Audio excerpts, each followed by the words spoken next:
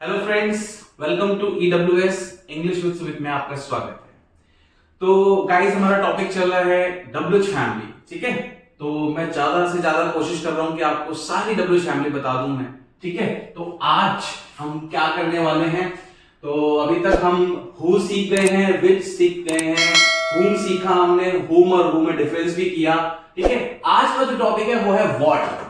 देखिए, व्हाट जो है डब्ल्यूएच फैमिली बता चुका हूं मैं आपको क्यों यूज करते हैं WH family, to ask the question and to give reply. ठीक है ना, टू गिव आंसर। ठीक है, व्हाट का क्वेश्चन सेंस में मतलब क्या होता है, क्या।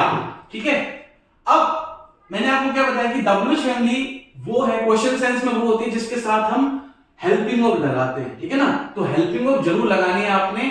तो देखें, व्हाट डू यू नो, तुम क्या जानते हो। बिल्कुल ठीक है, ठीक है ना, what do you know helping verb लगा रखी है। बट कुछ लोग ऐसे भी बोलते हैं what you know.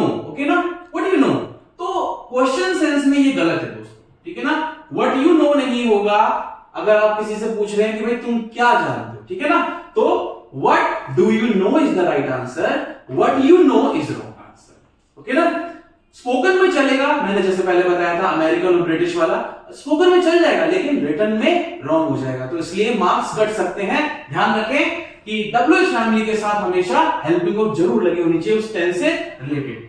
What does he do, वो क्या करता है, बिल्कुल सही है, प्रेजेंट टेंस का सेंटेंस है। पर अगर मैं ऐसे लिखूं इसे व्हाट ही डज, ठीक है ना, रॉन्ग हो जाएगा ये।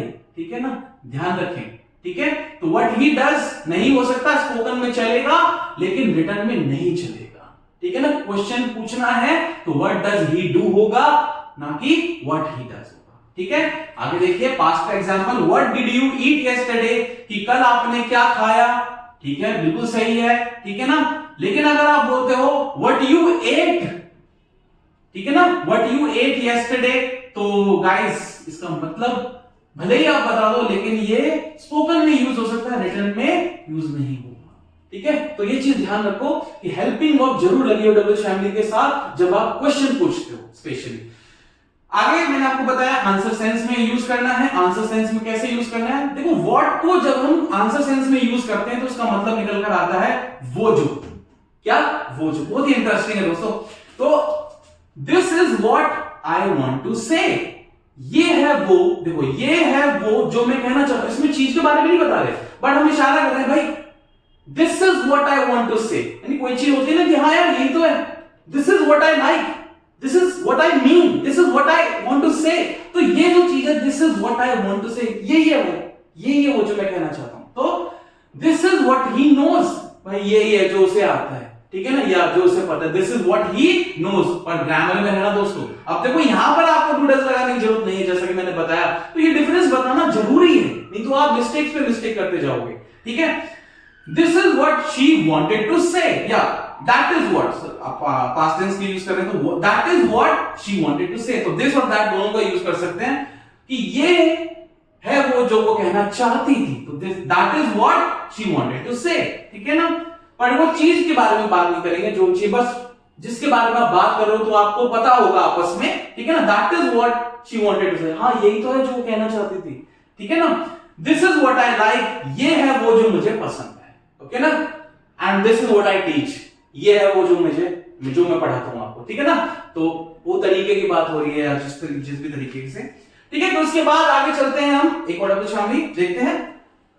तो गाइस अभी हमने वर्ड देखा, तो अब देखते हैं फॉरवर्ड। ठीक है ना, तो फॉरवर्ड क्या है, फॉरवर्ड को अगर हम क्वेश्चन सेंस में यूज करें तो क्वेश्चन सेंस में यह है किस लिए, क्या होता है, किस लिए। ठीक है, तो देखिए forward do you come here, आप यहां किस लिए आते हो, बिल्कुल सही है, आप यहां पे किसी रीजन की बात कर रहे हो, किसी रीजन बताना है आपने यहां पे। ठीक है ना, किस लिए आते हो, भाई इसलिए आता हूं मैं, पढ़ने के लिए आता हूं या जो भी है।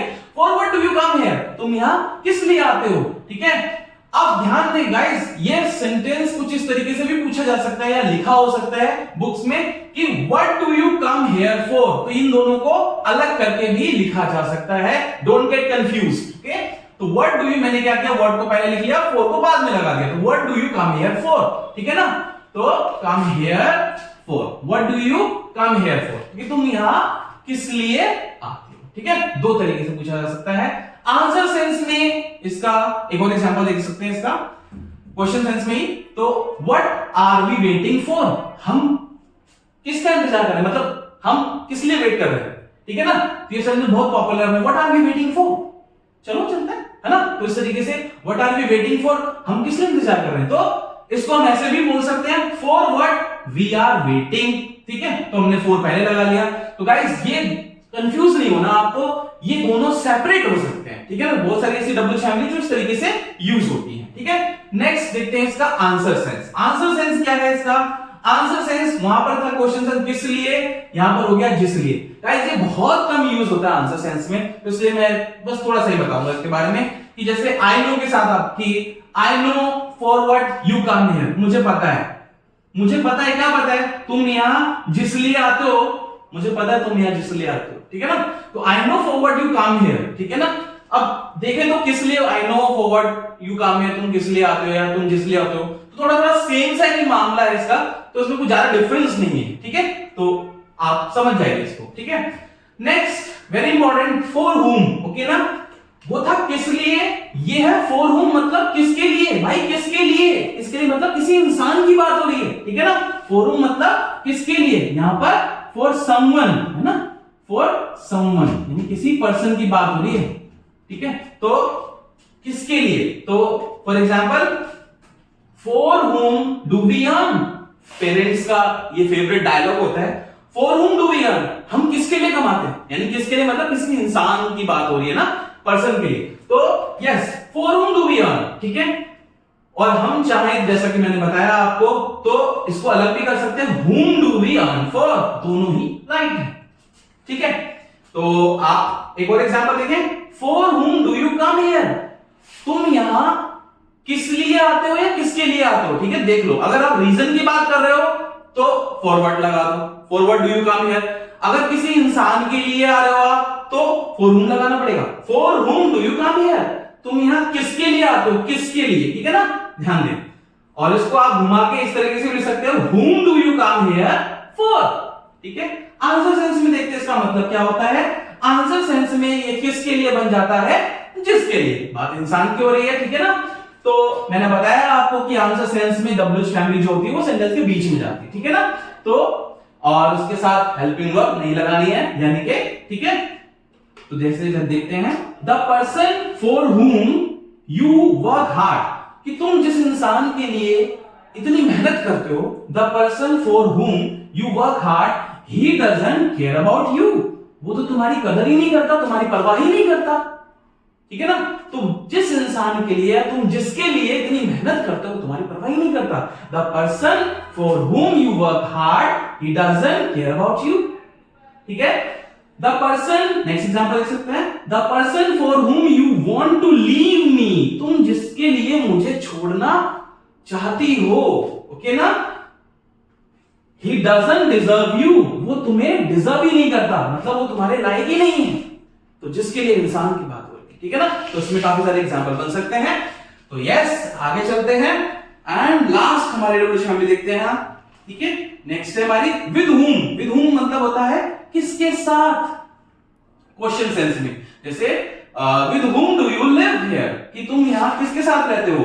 और इसको घुमा के कैसे लिख सकते हो आप, whom do you live with, okay ना, whom do you live with, कि तुम यहां किसके साथ रहते हो, ठीक है ना। तो यहां whom do you live here with भी लगा सकते हो, here यहां लगा दो, ओके ना। whom do you live here with last में आ जाएगा, ठीक है।